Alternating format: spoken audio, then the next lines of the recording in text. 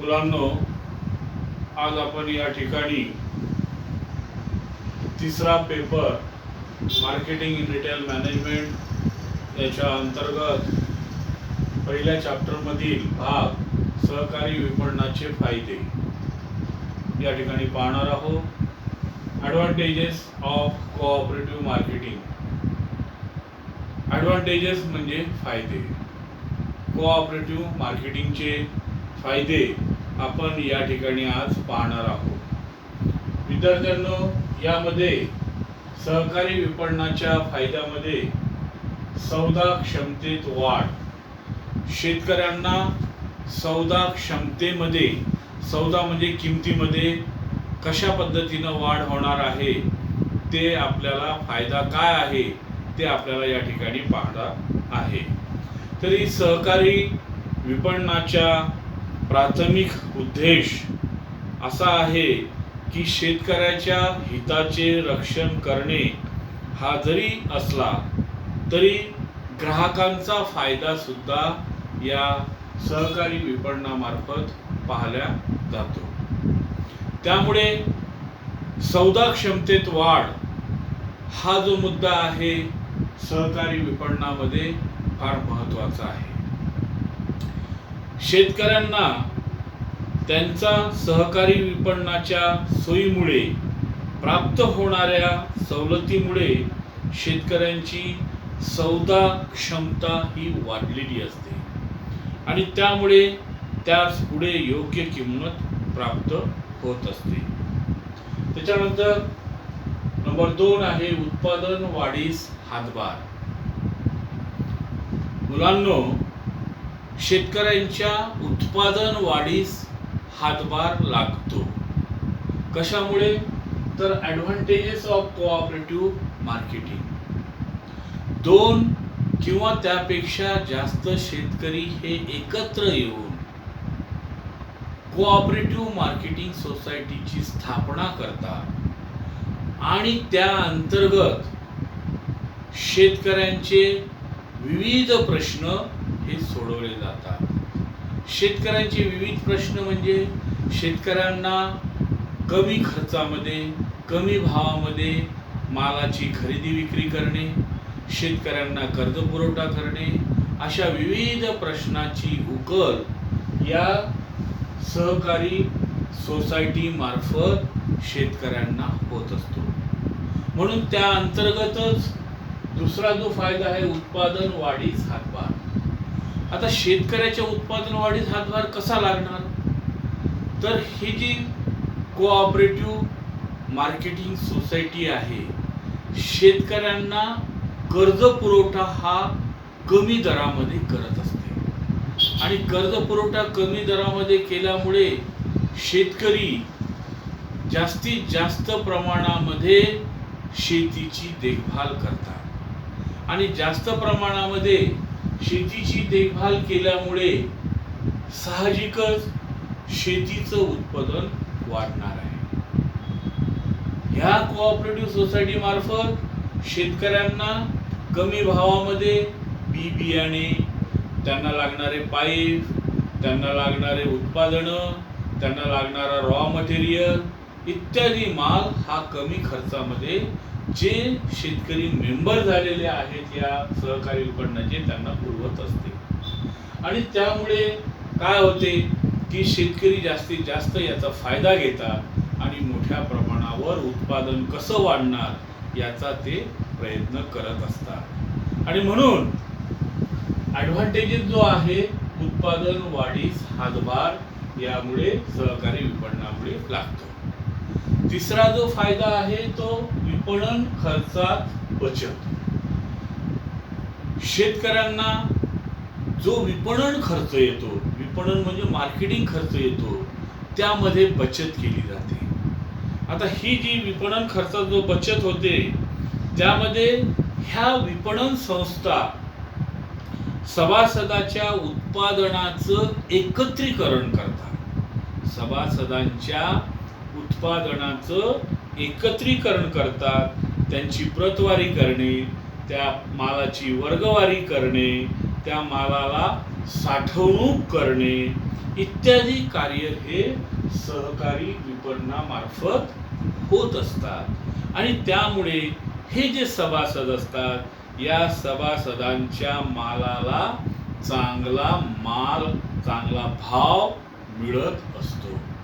हे सर्व कार्य शेतकऱ्यांचे फ्रीमध्ये उत्तम प्रकारे, चांगल्या प्रकारे होत असल्यामुळे शेतकऱ्याच्या खर्चामध्ये बचत होते आणि त्यांच्या मालाला योग्य अशा प्रकारचा भाव मिळण्यास मदत होते. त्यानंतरचा जो फायदा आहे नंबर 4, पतपुरवठ्याची सोय. आता पतपुरवठ्याची जी सोय आहे, सहकारी विपणन संस्थांना त्यांचे जे सदस्य असतात त्या सदस्यांना त्यांच्या प्राप्त मालाच्या प्रमाणात ठराविक दराने त्वरित अग्रिम रक्कम ह्या सहकारी संस्था देत असतात.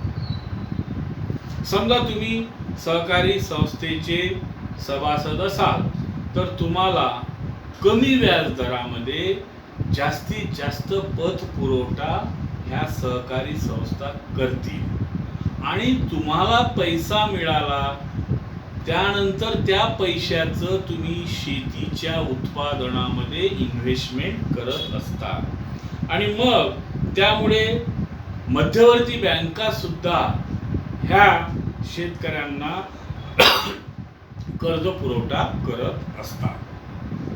आता ह्या ज्या मध्यवर्ती बँका आहेत ह्या सुद्धा शेतकऱ्यांना कमी खर्चामध्ये, कमी व्याज दरामध्ये शेतकऱ्यांना कर्ज पुरवठा करत असतात आणि त्यामुळे त्याचा डायरेक्ट फायदा हा शेतकऱ्याला होतो आणि त्या शेतकऱ्याची सावकाराच्या तावडीतून सुटका होते. शेतकऱ्याला त्यांच्या पतपुरवठा जो आहे हा जर मध्यवर्ती बँकेने केला, हा जर सहकारी बँकेने जर त्यांना पतपुरवठा केला, या विपणन संस्थेने जर शेतकऱ्याला पतपुरवठा केला तर सावकार जे अव्वाच्या सव्वा व्याजदर लावून शेतकऱ्याची जी लूट करत होते ती लूट थांबणार आणि मग शेतकरी कमी व्याजदरामध्ये या बँकांकडून, सहकारी संस्थांकडून पतपुरवठा, कर्ज पुरवठा घेतात आणि आपल्या शेतीची व्यवस्थित कोळपणी करून जास्तीत जास्त उत्पादन कसं होईल याकडे ते लक्ष पुरवतात आणि त्यामुळे शेतकरी हा आनंदी राहतो, खुश राहतो, कारण त्याला पतपुरवठा हा या सहकारी संस्थांमार्फत, बँकांमार्फत होत असतो आणि सावकारांच्या तावडीतून त्याची सुटका होत असते. लक्षात. मग त्याच्यानंतरचा मुद्दा आहे योग्य किमतीची शाश्वती. शेतकऱ्याचं उत्पादन झाल्यानंतर शेतकऱ्याच्या मालाला योग्य किंमत मिळवून देणे हे सुद्धा कार्य या सहकारी विपणनामार्फत केलं जाते. शेतकऱ्याचा माल तयार झाल्यानंतर त्या ठिकाणी मोठ्या प्रमाणावर अडते दलाल हे शेतकऱ्यांची लूट करत असतात. शेतकऱ्यांचा माल कमी खर्चामध्ये, कमी भावामध्ये विकत घेऊन शेतकऱ्यांना हैराण करतात आणि त्यामुळे शेतकरी हा हवालदिल होतो, त्याच्याकडे पैसा उरत नाही. परंतु ह्या सहकारी विपणन संस्था शेतकऱ्यांचा माल योग्य दरामध्ये घेऊन तो योग्य अडत्यामार्फत शहरामध्ये विक्री करतात. त्यामुळे शेतकऱ्यांच्या मालाला चांगल्या प्रकारामध्ये योग्य किमतीची शाश्वती मिळते. जर शेतकऱ्याच्या मालाची किंमत कमी झाली असेल तर ह्या विपणन संस्था त्या मालाची साठवणूक करून ठेवतात आणि जेव्हा योग्य किंमत मिळेल त्यावेळेस त्या मालाची विक्री करतात. अशा पद्धतीने शेतकऱ्याच्या मालाला योग्य किमतीची शाश्वती मिळते. कशामुळे? तर सहकारी विपणनामुळे.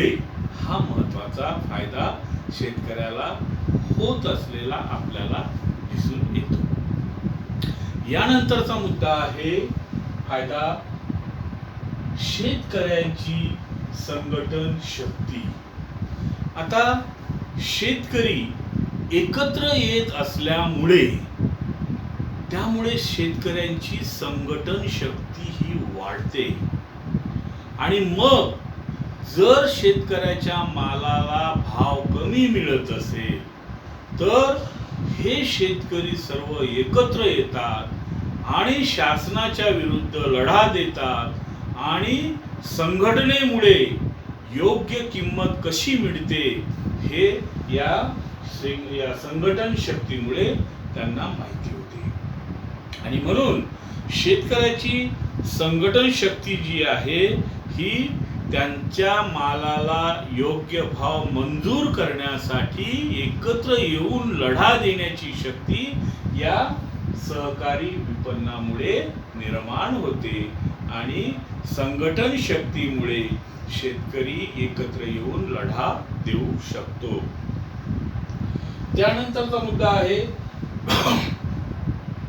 उत्पादनाची योग्य किंमत. आता उत्पादन झालेला शेतकऱ्याचा जो माल आहे त्याला सहकारी विपणनामुळे मध्यस्थांची बरीच मोठ्या प्रमाणामध्ये साखळी कमी होण्यामध्ये मदत होते. शेतकऱ्याचा उत्पादन झालेला माल हे मध्यस्थ काय करतात? कमी किमतीत घेऊन जास्त किमतीमध्ये शहरामध्ये नेऊन विक्री करतात. त्यामुळे मध्यस्थांची साखळी सहकारी विपणनामुळे त्याचं उच्चाटन होते. मध्यस्थ कमी होतात आणि त्यामुळे ग्राहकांना देखील योग्य किमतीमध्ये शेतकऱ्यांचा माल मिळू शकतो. ग्राहकांना सुद्धा या विपणन संस्थेमुळे शेतकऱ्याचा माल स्वस्त दरामध्ये खरेदी करता येऊ शकतो. आणि म्हणून सहकारी संस्था कृत्रिम उपायांनी विपणन मूल्य वाढवत नाही आणि त्यामुळे ग्राहकांची होणारी पिळवणूक यामुळे थांबते. हा एक महत्त्वाचा फायदा यामुळे सहकारी विपणन संस्थेमुळे झालेला दिसून येतो. त्यानंतर आहे अनुचित मार्गांनी प्रतिबंध. आता विपणन संस्थेमध्ये सहकारी विपणनामुळे ॲडव्हान्टेजेस ऑफ कोऑपरेटिव्ह मार्केटिंगमुळे अनुचित मार्गांना प्रतिबंध घालण्यास मदत होते. आता अनुचित मार्ग म्हणजे सहकारी विपणन संस्था ह्या कृषी उत्पादनाच्या खरेदी विक्रीत होणाऱ्या गैरप्रकारांना आळा घालून सभासदांना संरक्षण देतात. ह्या ज्या विपणन संस्था आहेत ह्या कृषी उत्पादनामध्ये जे गैरफायदा घेणारे लोक असतील किंवा जे गैरप्रकार करणारे जे अडते असतील किंवा काही गैरप्रकार होत असतील त्याला आळा घालण्याचं काम जे आहे तर ह्या सहकारी विपणन संस्था करतात की ज्यामुळे उत्पादनाचा उत्कृष्ट दर्जा राहतो आणि भेसळ अथवा इतर अनुचित प्रकारांचा वापर होण्याची भीती कमी होते. आणि त्यामुळे कोणत्याही मालामध्ये भेसळ न करता कोणत्याही मालामध्ये अनुचित प्रकार न होता योग्य पद्धतीने माल हा ग्राहकांना विक्री करता येतो. हे सर्व कशामुळे शक्य होते तर या सहकारी विपणनाच्या मुळे. यानंतरचा शेवटचा फायदा आहे समाजाचे हित व सहकारी तत्वाचा प्रसार. समाजाचं हित सोशल ॲडव्हान्टेजेस काय आहे आणि सहकारी तत्वाचा प्रसार हा या सहकारी विपणनामुळे शक्य होतो. तर समाजाचं हित म्हणजे ग्राहकाचं हित. समाजाचं हित म्हणजे ग्राहकाचं हित.